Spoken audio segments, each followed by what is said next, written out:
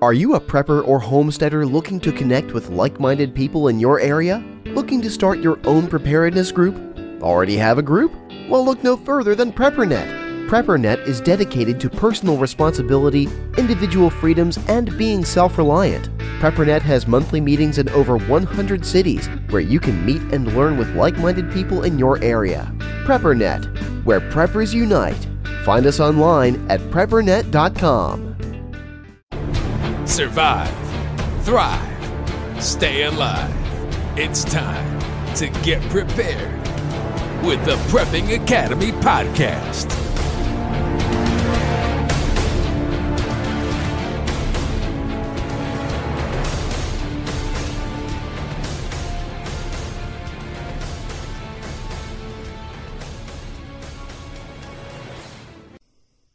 Hey guys, welcome to the Prepping Academy. I am Forrest. There's no tenderfoot here tonight. He is not 6 foot under. He is just working.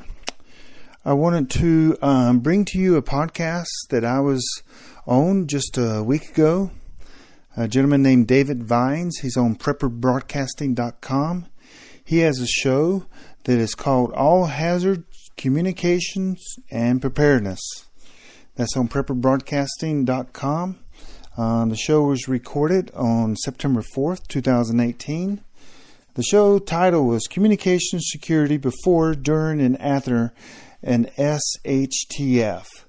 We got into a lot of different topics. I enjoyed it. David's a fellow member of the Carolina Preppers Network. And good show. Want to apologize for not having any podcast up lately. We are still doing podcasts. We are just in the process of taking the Carolina Preppers Network, which has been focused on the Carolinas. We're releasing a new site at the end of September where we will be taking a new name called Preppernet.com. That's Preppernet.com. We will be taking it nationwide. And it's a big undertaking. And currently going on is we're preparing for Hurricane Florence coming to the Carolinas. And there'll be more on that probably in a podcast I'll do tomorrow night and post it. But I hope you enjoyed this from the Prepper Broadcasting channel, David Vines, All Hazards Communications and Preparedness, that was recorded last week. You guys take care, and we will be back. Have a good evening.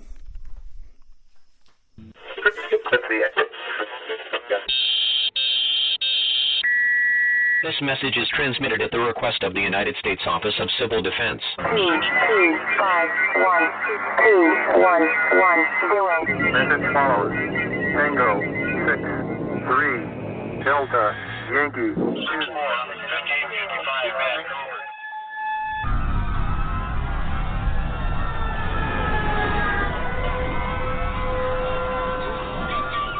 Yeah, I got a message. We're now we're on the IP, bomb line checklist.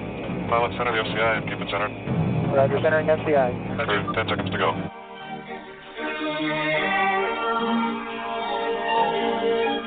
Radio Österreich International.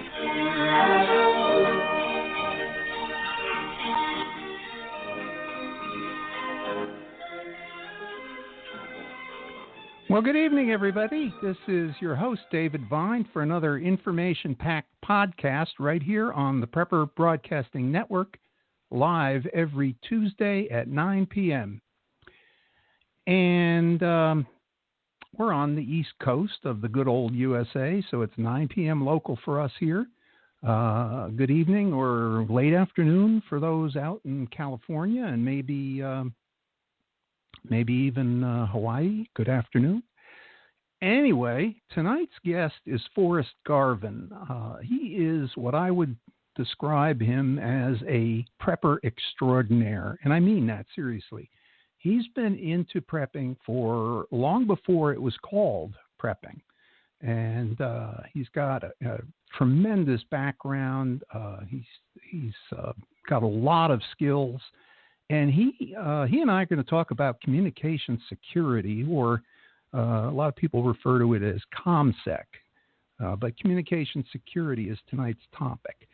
And we're going to be talking about some covert things. And before we get started, I do want to get a shout out to host, Prepper Broadcasting Network host, Michael Klein, whose Reality Check podcast is live every Friday at 9 p.m. Eastern. His show is one of the first that I heard on Prepper Broadcasting Network, and he always talks about real practical advice. There's nothing theoretical. You know, we like to get into the technical details sometimes. We try not to go too far into them on this podcast, but, you know, sometimes we have to describe what we're talking about.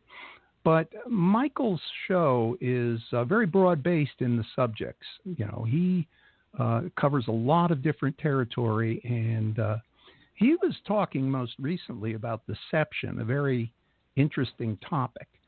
So, again, thank you, Michael, for being kind of like the leader in all this. I met him, by the way, at one of our guests' meetings. He has this network of meetup groups throughout the Carolinas, and actually, I think in other states too, and soon to be national, and we're going to hear about that.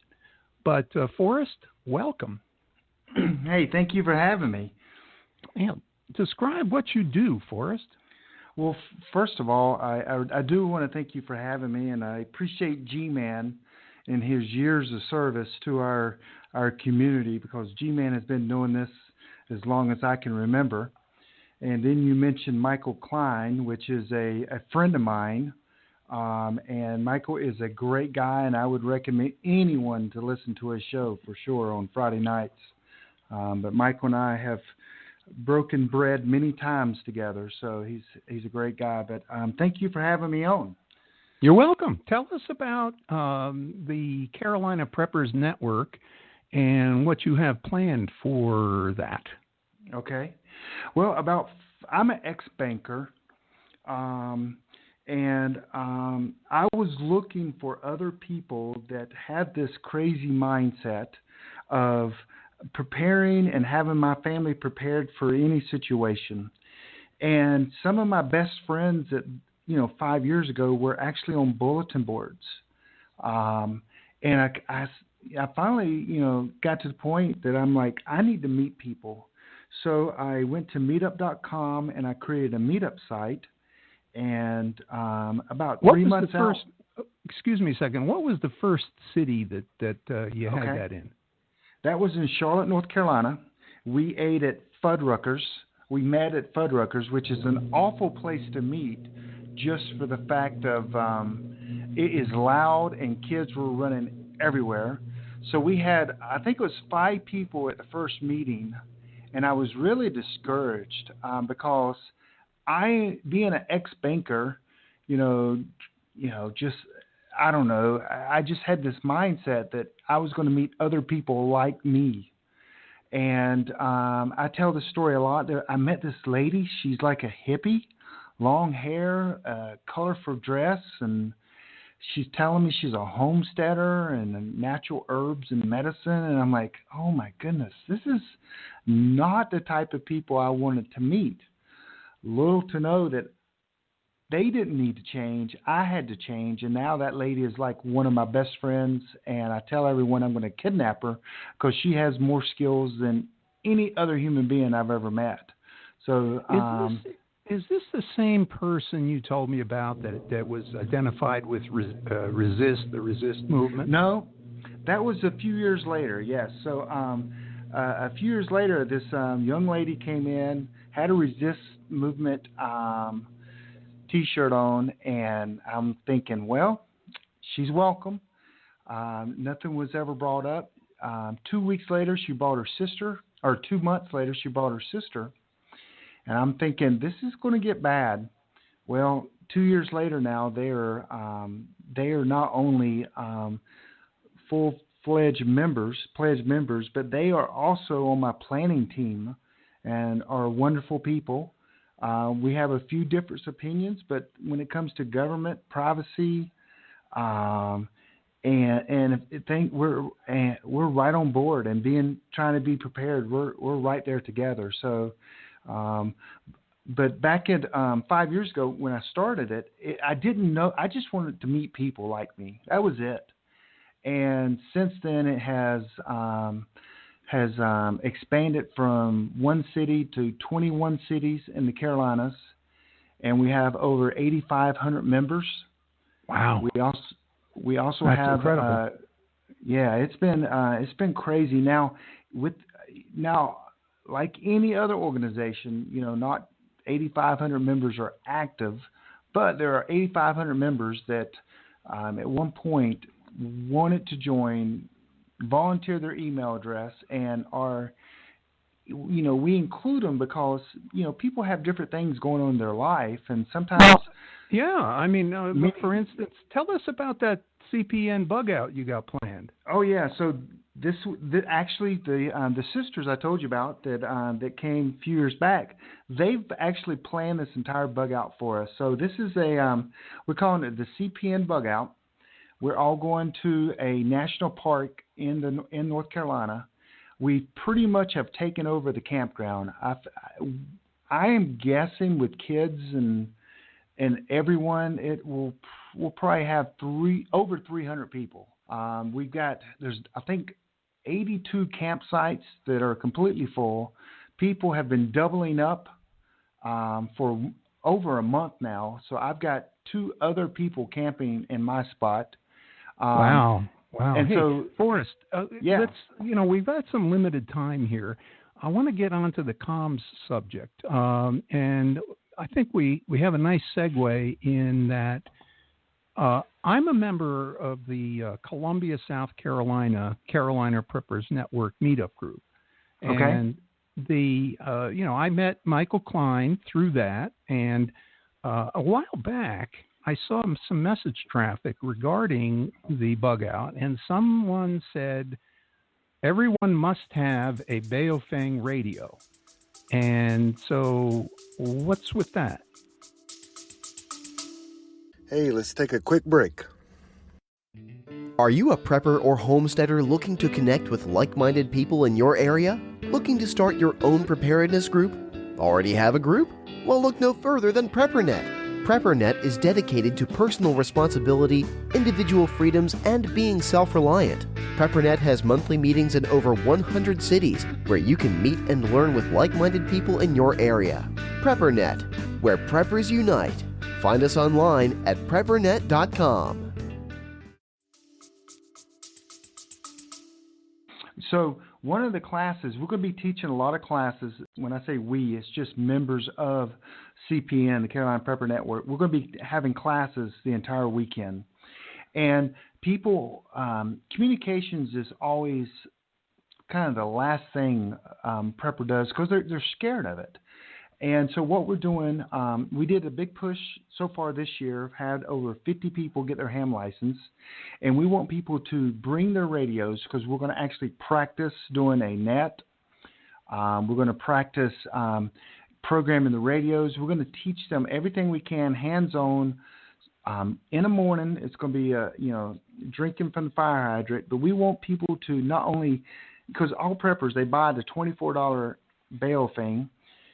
When you get further along in your comms career, you always kind of graduate to better equipment. But hey, $24, you can't go wrong. So we're going to do a lot of real testing when it comes to nets, to doing simplex. We're going to do all that on site there. That's great. Now, you mentioned another network that you belong to, and this one is actually a radio network. You mentioned Black Echo when we were talking earlier. What's that all about? Okay, so Amron, so with the Carolina Prepper Network is changing its name at the end of this month to PrepperNet.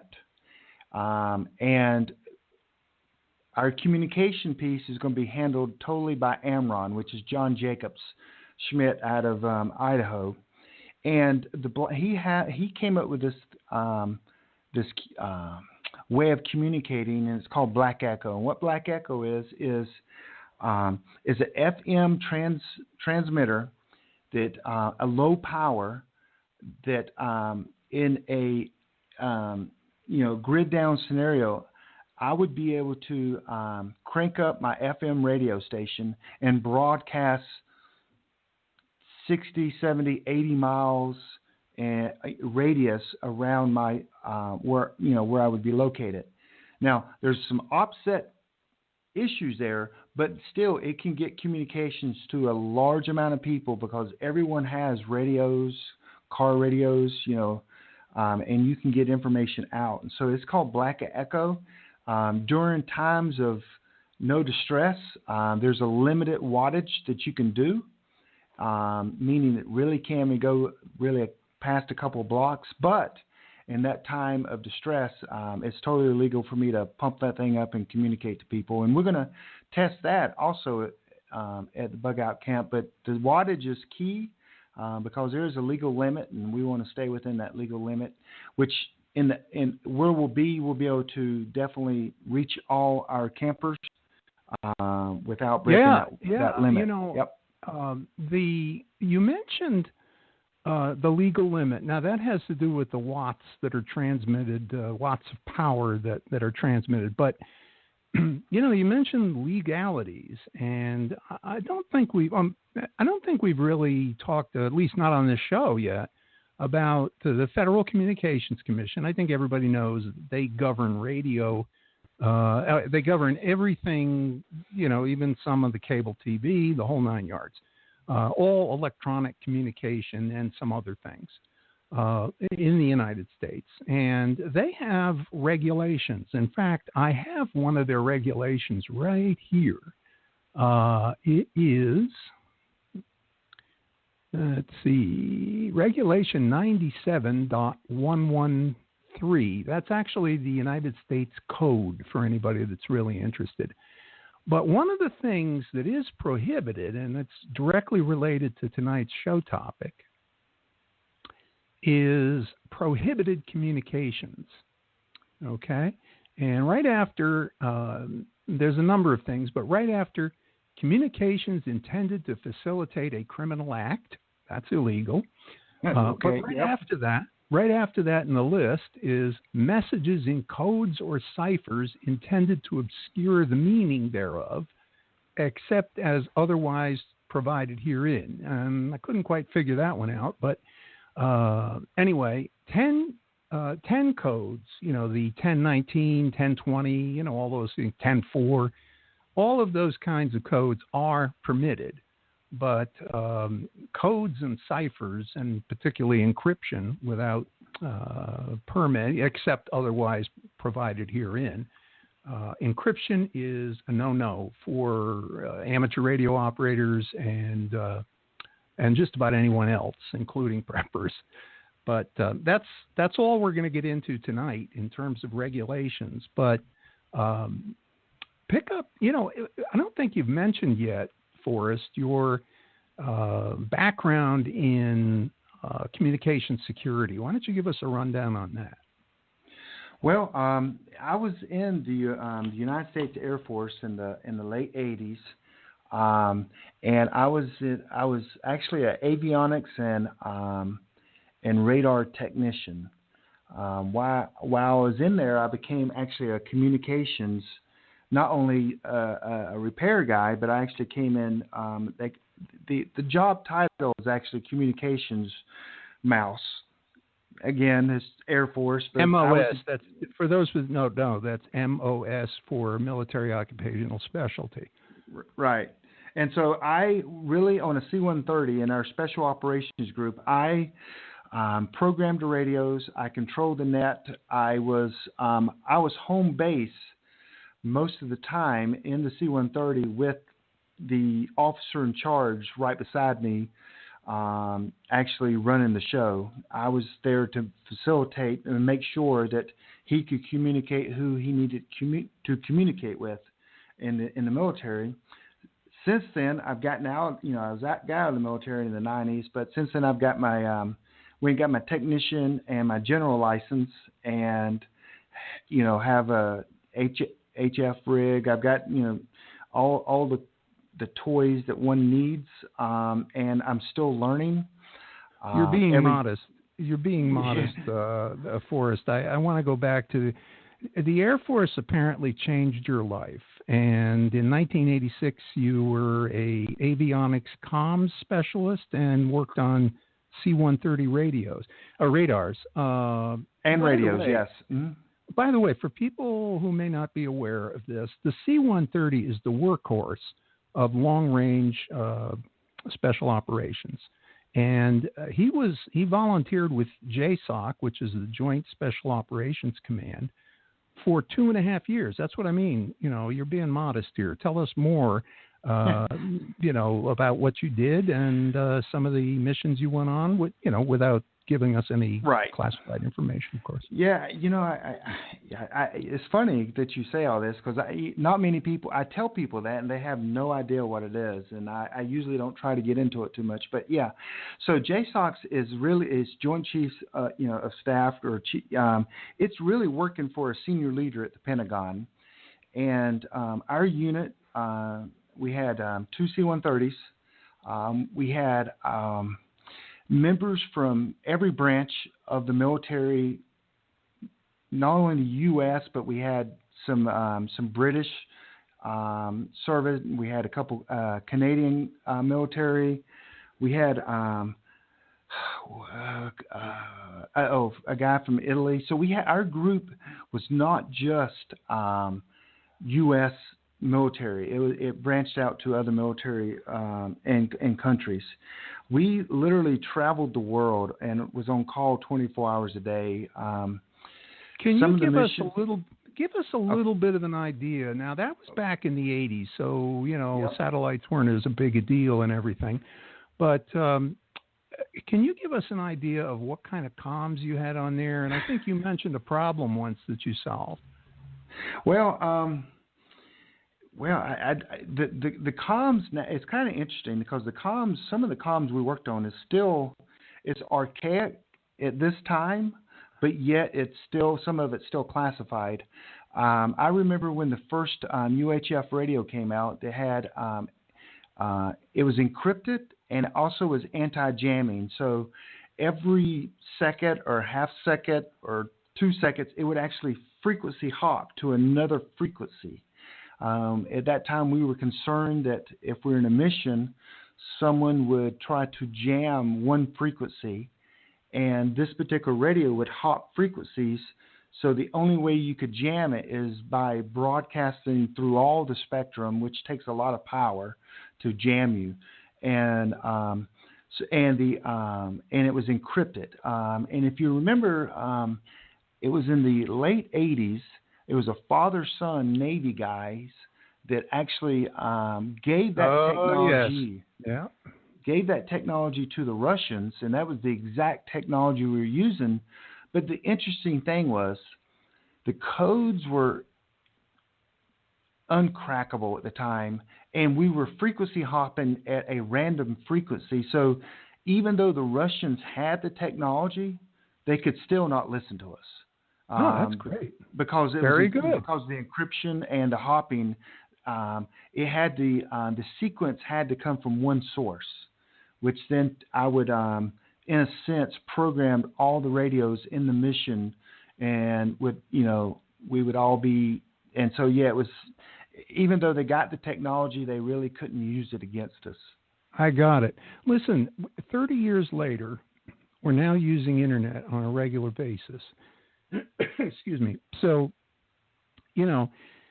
internet is, I think, a modern miracle. I really think God gave us this as a way to educate ourselves and connect with other people. And I want to get into the CPN Alert app, but before I do, I want to mention you are going to be an instructor at a very large gathering coming up called I forget the name of it, but it is large, and believe it or not, I'm Prepper Camp. Yeah, Prepper Camp in Saluda. Yeah, and they are having you as an instructor, and I understand you're giving a class on spy techniques. So tell us about those. Okay, so last year I did a class. It was called Spy Class, and it was, I just tried to come up with some cool stuff. It was breaking out of duct tape. It was escape and evasion, picking locks. I introduced SDR, which is a software-defined radio, and the uses that you can use that for, which is interesting. Just this week, President Trump was in my hometown, Charlotte. And I brought up my SDR because with the SDR, it's receive only, connects to your laptop. You can track airplanes in the sky. You don't need any other tech. You don't need to connect to the internet. Just that you receive their signal. I think it's the ADF signal, automatic directional finder. Let me just stop you for a second. Hang on just a second. SDR is software-defined radio, and what does that mean? That means you can buy a $20. It means you can buy a $20 USB stick, which got some electronics in it. Stick that into a USB port on your computer, and your computer now becomes a very sophisticated receiver. And people used to pay literally thousands of dollars to do the kinds of things you can do with this $20 USB stick. It also has several free programs that are absolutely incredible. Tell us what you can do with those free programs. Well, one of them, you can track any aircraft, train, ship, and it will map it on a map because all these transportations devices or vehicles, they all send out a signal telling the airports where they're located, their airspeed, their location, their altitude.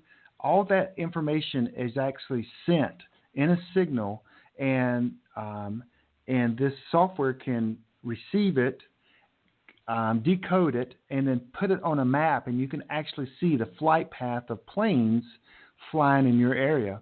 It can also receive any radio signal generated. I am from, I think, it's 5 absolutely hertz. Amazing. It's gigahertz. Amazing.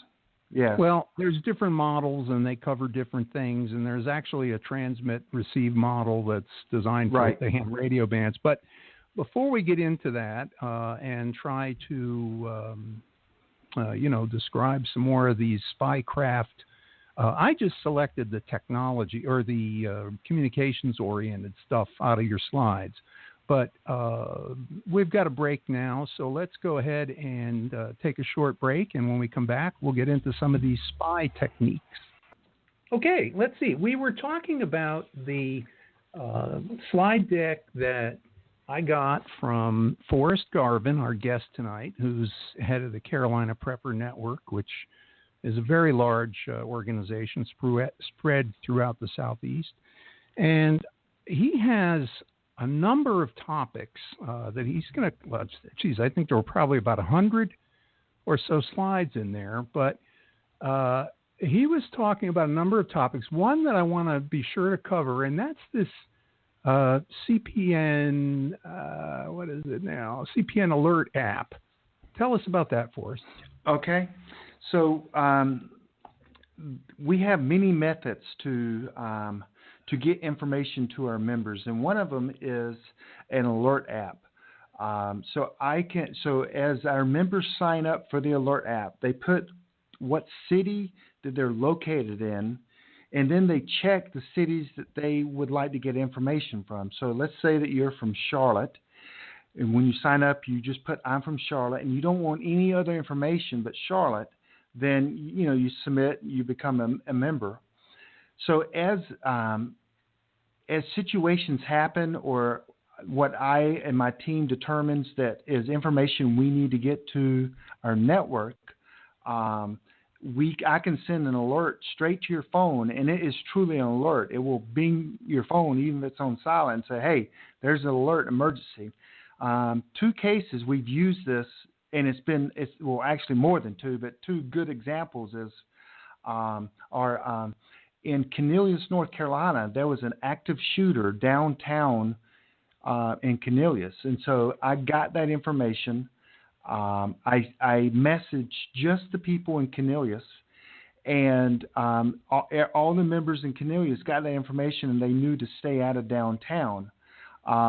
And actually, 2 of our members said that they were actually heading that way as they got the alert. Wow. And went another way. Well, let me ask you this. Okay. Pardon me for interrupting, but, again, we don't have a lot of time tonight. Okay. I want to try to stay on track with communication security. You mentioned some apps that you use for covert communication. Okay. Tell me about those. Okay, so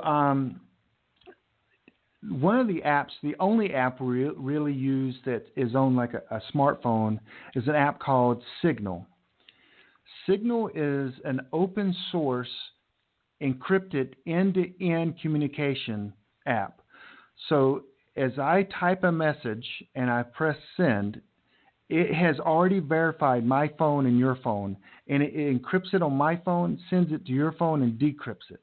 That is a very secure way of communicating. It also can do telephone calls.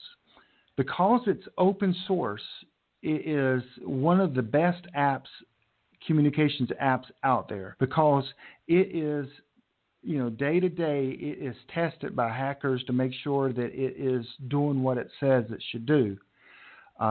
There's a great quote that Edward Snowden, famous for, leaking information, he has tweeted many times that the only communication app he uses is Signal. Okay, let me ask you this now. Okay. The internet can go down, and that is a definite thing in a disaster, particularly natural disaster. Cell phone service can be very easily overloaded, and sometimes it's physically the towers are knocked out. But we have 2 other threats or hazards, and I'm going to just briefly mention them, and then we'll understand another reason why I call Forrest the prepper extraordinaire.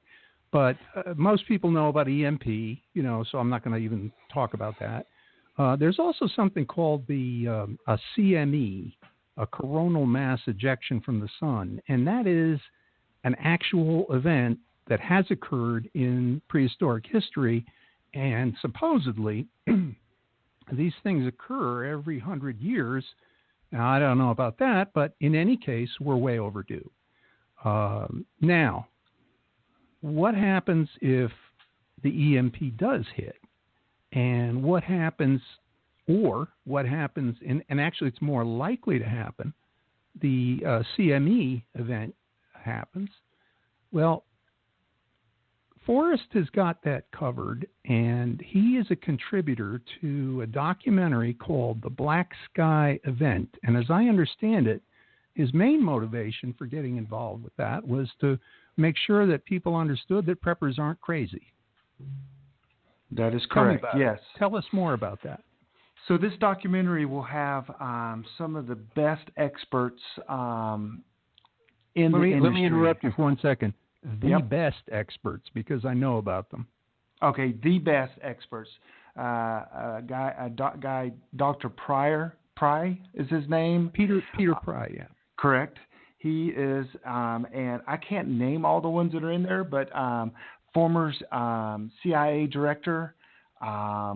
There are even, I think, Newt Gingrich. There are several people that are in this video, this documentary. And the main reason there's 2 reasons for the documentary. One is to bring awareness that we need to do something about our power grid. If the power grid goes down, it's going to be very bad for everyone. And that our military and our government are not fully prepared to operate in a grid down scenario. The other side is because I know the guy that's doing this, and I've met him and listened to his heart. Doomsday preppers did not help preppers in general. Everyone thinks we're crazy. And so he asked me to come on and we talk about my network and talk about the different type of people that come to our meetups, and let people know that, hey, preparedness is not crazy. It's actually, it's a smart thing to do, and it's a loving thing to do for your family and friends.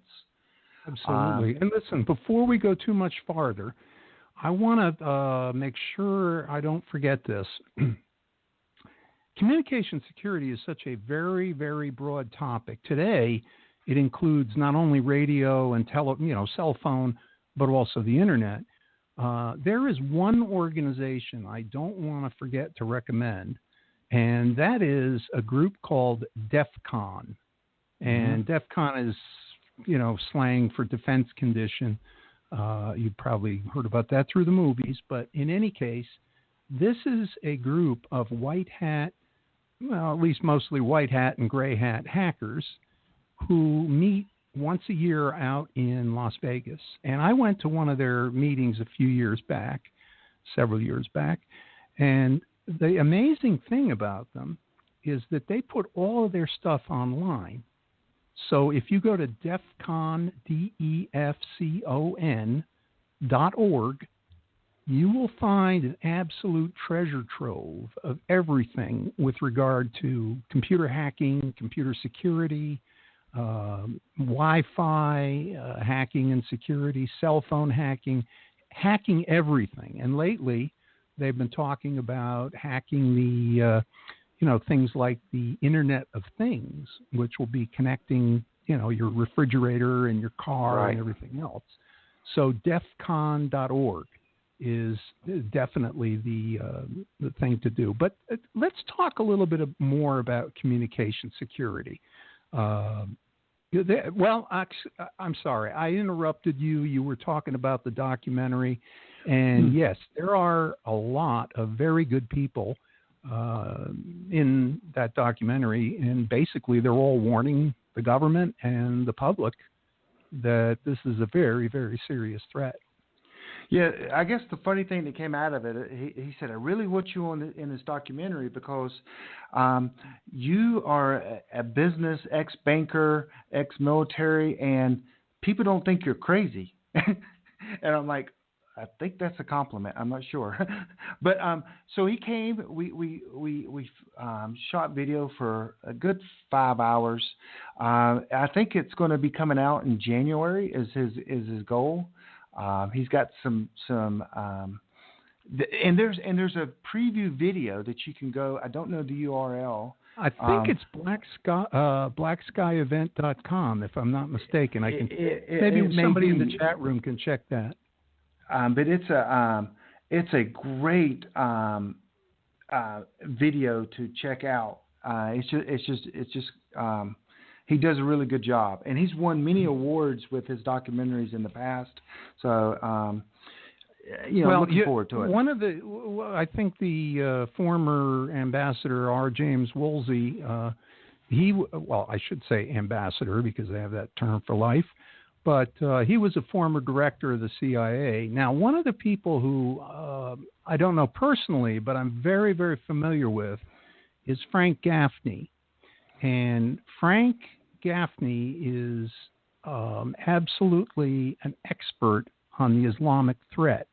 But his organization that he heads is called Center for Security Policy. And he really gets into this subject occasionally. And, there are a lot of other security issues. But, I don't necessarily want to recommend you tune away from Prepper Broadcasting Network, but if you search for Center for Security Policy, I think you'll find their site, and they have multimedia. They have videos on YouTube of meetings where all of these experts talk, about various subjects, and they have a podcast too, but it is definitely worth listening to get real in-depth analysis of some of the serious threats that the country faces. Yes. And so, let's put that one to rest, in terms of the documentary, but there are a lot of good people in that documentary. And But getting back on the subject of ComSec, what are some of the other methods that don't rely on the internet? I mean, let's say, things really are bad and we don't have an internet anymore. What are some of the, things you can do to communicate covertly? So you're saying without electronics? Correct. Okay. Well, one of the things that we're teaching in an upcoming a class is just some of the basic hobo signs. And I know that sounds crazy, but there's back, 100 years ago or 70 years ago, hobos create their own language to warn other people of if there's a safe environment, not a safe environment, where there's water, where's a good shelter, and they would leave these signs, and to the ordinary person walking by would just think it's graffiti. So that's one form of method that of communication. Also, we use a thing called one-time pad, which is a very secure way to get information back and forth, but that it does have to change hands. So I would encrypt a document by hand encrypting it. We have no electronics at this time, and I would write it down. I could give that letters and digits to anyone, and it would be almost, I would say it's impossible unless you're a nation state to decrypt that. Meaning you've got to have computers and hardware and software to do that, and major software and computers. I could give that document and say, hey, take this to Raleigh or California and give this to so-and-so. And on the other end, they would be able to de-encrypt it. And it's the reason it's one-time pad, you only use that code one time. And then once that message is passed, you tear everything up and you kind of start all over. Got it.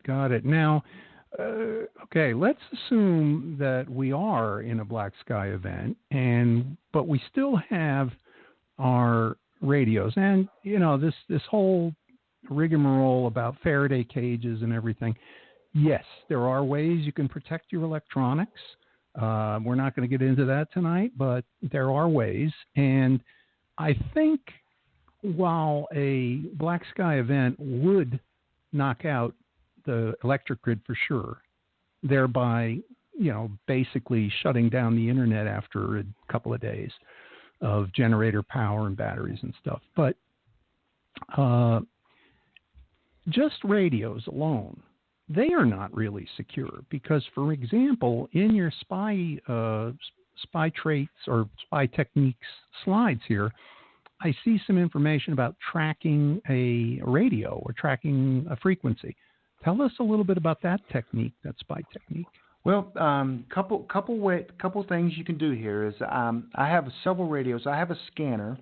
Of course, any signal in that spectrum that the scanner can pick up, I can probably listen to. But there's a few other things that are pretty neat you can do. You can actually you can triangulate another radio by using a radio. And one of the things I taught in that class is you can actually use a Baofeng radio and triangulate, or even not even triangulate, just by using your body and the antenna, you can start to determine what direction the transmitted signal is coming from. So you could track someone using just a basic $24 radio. Also, I have another device that goes on. Now, you didn't mention the directional antennas. Talk a little bit about that. Well, so with the Baofeng, they do have antennas that are made just for directional finding. But what I'm talking about is if I take my radio, my $24 Baofeng radio, and I hear someone transmitting, I can take that radio and put it up against my chest. And as I turn around, if I still can hear the signals with that antenna pressed against my chest, that means that signal is pretty strong. So what I would do then is would possibly take the antenna off of the radio, because I want the worst antenna possible for my radio. Then I would put that against my chest, and I would turn. And when I turn away from the signal, more than likely my radio would not be able to receive that signal. As I turn into the signal, it is likely that I would be able to receive that. All of a sudden, I've eliminated 180 degrees of where that signal is coming from, and you can continue to do that until you get pretty close, because you could use instead of going straight off of the antenna, you could use a smaller antenna, or you could use a piece of wire that is not really tuned for the antenna. And so you'll get to a point where you'll have no antenna. That means the signal, you're pretty close to the signal. I got you. But you can triangulate just with a regular Baofeng radio. Yeah, okay. When we get back, we're going to talk a little bit more about triangulation, because, these antennas are not very expensive, and you can actually make one. But let's go and pay some bills for G-Man. So go ahead, G-Man, with whatever you got. Okay, we're back, and we're talking about tracking a frequency. So, excuse me, this is something that you need to be concerned about with communication security. And Forrest is talking about, excuse me, I got to get that cough button, and I'm not talking about cough drops. I'm talking about an off-air button. Right. Anyway, now you have in your slides three points that are triangulating on a central point. But before we jump into how that's done, I want to talk a little bit about the antenna. There's been a lot of rearrangement going on, and they call it refarming or rebanding. Actually, there's two different terms that are used. But in any case, rebanding is involved with the major driver for that is this interoperable communications that was one of the 9/11 Commission's recommendations. So they wanted to see every law enforcement and fire department, ambulance, and FBI agent, and everybody to be able to talk to each other when need be. And so that's why there's this big move among law enforcement to go to what they're calling trunking, which is a very easy to pronounce term for something very, very complicated. Essentially, it's computer controlled, and it in fact is like Forrest was describing before. It's a frequency hopping kind of thing. But even worse than that, it is sometimes encrypted. It has, right from the start, out of the box, it has encryption capability. Now, personally, and I don't get into politics very much, but I do want to say I think that's a bad idea. Your local police department is paid by you. Your county sheriff's office is paid by you, and you should be able to listen to what's going on. Now, I understand there's sometimes, a real need for security, but that's a rare kind of thing. Now, antennas for tracking. Let me describe one possible way you could do this. Back in the day, before all the digital television and everything got rearranged, different television frequencies and what have you, there were VHF and UHF television channels. Now, the antennas, some of the better television antennas, especially the long ones that taper off, and they're wide at the back and then they taper off to very short elements in the front. Those antennas are pretty directional. Okay, right. So some of the TV antennas are more than likely useful. Now, I'm not saying they're the best, but they might be useful for triangulating a radio signal. Would you agree, Forrest? Absolutely, yes. And the kind of scenario in the slide was, if you have two friends, or you have one friend, y'all live like 8 miles away from each other, and you're both receiving the same signal, I could use my antenna for while I'm listening and kind of move the antenna until I get the absolute best signal possible. And then I can note that on a compass. My friend 8 miles away, could do the same thing and, move the antenna until it gets the best signal, because we have signal meters that we can tell, so we're not just judging it on the sound. How strong the signal is. How strong it is. Yeah. And all of a sudden, he gives me his coordinates, and I give him mine, and then all of a sudden, we can know within yards, possibly, where that person is transmitting. The ham radio community, they call it a fox hunt, because they don't appreciate when people are transmitting on their frequency, and especially if they don't have a license. I actually have a friend of mine owns the repeater on Mount Mitchell in North Carolina, and one of their members had their ham radio. As he got out of the truck, his ham radio receiver fell between the seats and it got stuck on transmit. It got stuck. And so they did that, and within 15 minutes, they went to the parking lot, and they go, yep, there he is. They didn't know who it was until they saw the truck. They knew exactly who it was. Yeah. Let me just finish off the tracking thing by saying that the front of the antenna, which is the shortest element in the antenna, there's long ones at the back, and those are reflectors, and the short ones in the front are directors. And if you point that with the pointy end of it, when you point that short end at a transmitter, it is somewhat directional. So you can test it by holding that antenna connected to a receiver with a cable, and you get a known signal source, and you just kind of pivot yourself 360 degrees. And to test how directional that antenna is, if you turn all the way around, that signal should be in other words, do a 180-degree turn from the direction of the transmitter. And you keep the antenna pointed away from the transmitter, 180 degrees, you should have the lowest signal strength. And consequently, when you start swinging around again, you're going to get the highest signal strength. And that's almost every radio has something to little bar indicators to show that. So that is a threat. We really do have threats out there. I mean, someone can find out where you are just by using a cheap antenna. But some of these other slides that you had here, privacy, Google is watching you. You're going to describe Tor, talking about communication security. If we do have the internet, tell us about Tor, what you can do with that.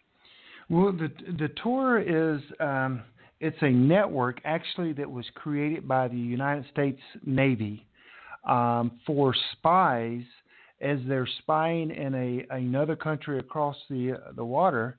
As they're spying, they need to get communications back to America.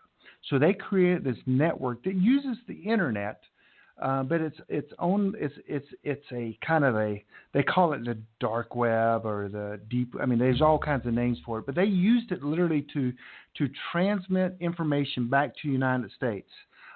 Today, it's used a lot of there's a lot of bad things that go on. There is it's good and bad. Go ahead. Let me give you. Let me give our listeners just a very brief orientation here. The internet itself, the actual word internet stands for interconnected computers. Interconnected networks. I'm sorry, and these networks all talk the same language. It's the Internet Protocol. That's the IP address. That's the address, and the language is... Now, websites are one form of Internet traffic.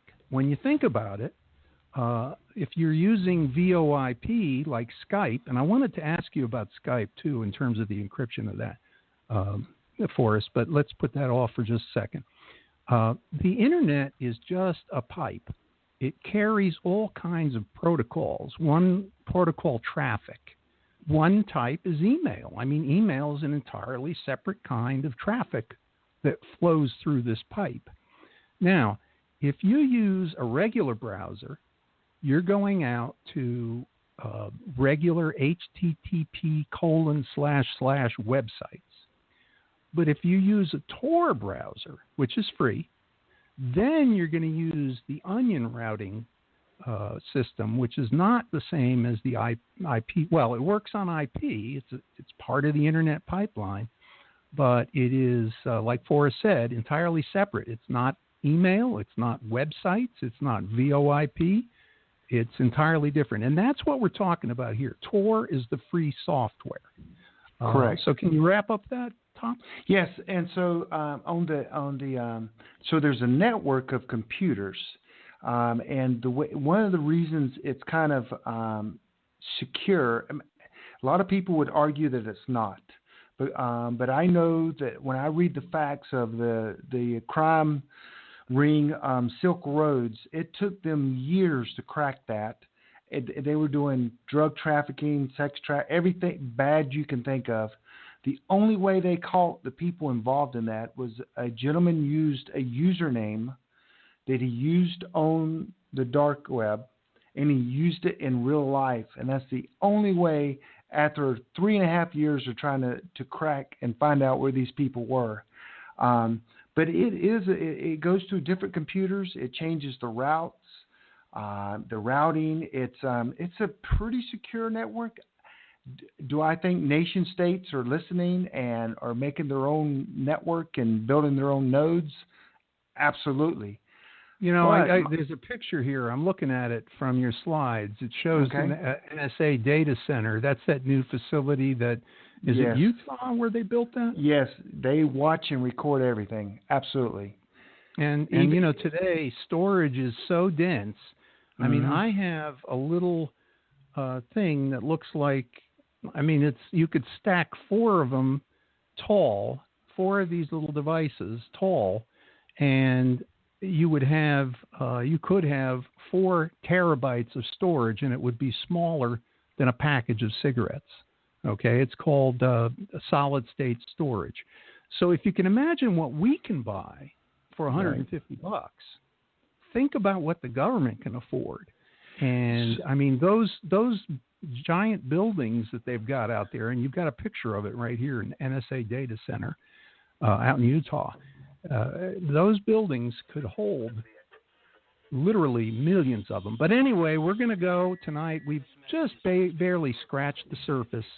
So I hope we can thank you, Forrest, for being a guest. Thanks for having me on. I appreciate it. Yeah, and I hope that we can get into this subject in a little more depth. But good evening. Goodbye, everybody, and we'll see you next Tuesday. Thanks for listening to the Prepping Academy podcast. Preppers Unite at www.preppingacademy.com.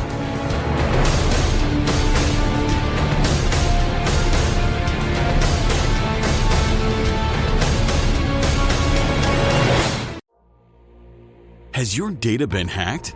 Do you feel uneasy about the vulnerability of your personal information online? Were you involved in the Target, LinkedIn, or Microsoft data leaks? Don't know? If not, then pay attention.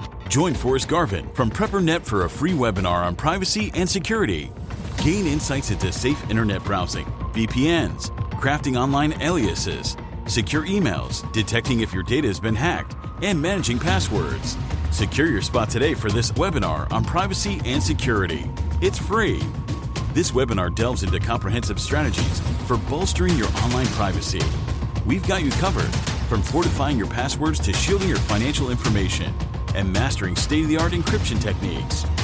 We're offering 2 convenient dates to suit your schedule. Reserve your spot now at preppernet.com/privacy. Don't let cyber threats erode your peace of mind any longer. Take the first step toward a safer, more secure online experience by joining us for our free webinar. Remember, knowledge is power when it comes to safeguarding your privacy. Sign up now at preppernet.com/privacy. We'll see you there.